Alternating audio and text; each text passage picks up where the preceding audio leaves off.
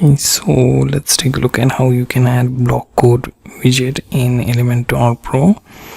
So make sure to edit one of the sample page in Elementor, and here in my case it looks something like this. So I'm going to drop the Blockquote widget from Pro Widgets. Okay, so let me show you. It's at the bottom here.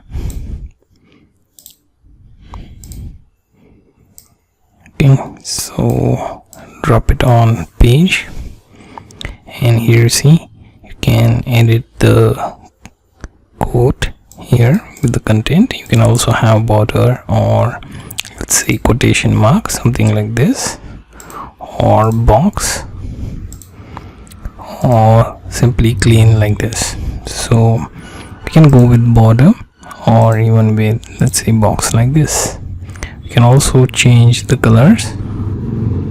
Okay, and there is also tweet button on right hand side. You can enable or disable that. Okay, you can also align that. So you can label this as tweet this or something.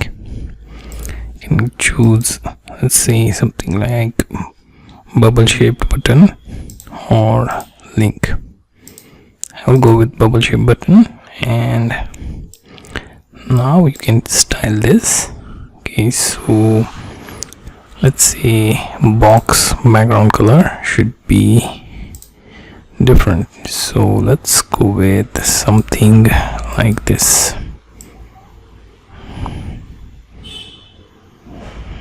Okay, slightly faint orange. Okay, and let's update this, and let's preview the changes, and it looks something like this. So you get the idea how to add Blockquote widget in Elementor Pro, along with how you can edit and customize as per your requirement.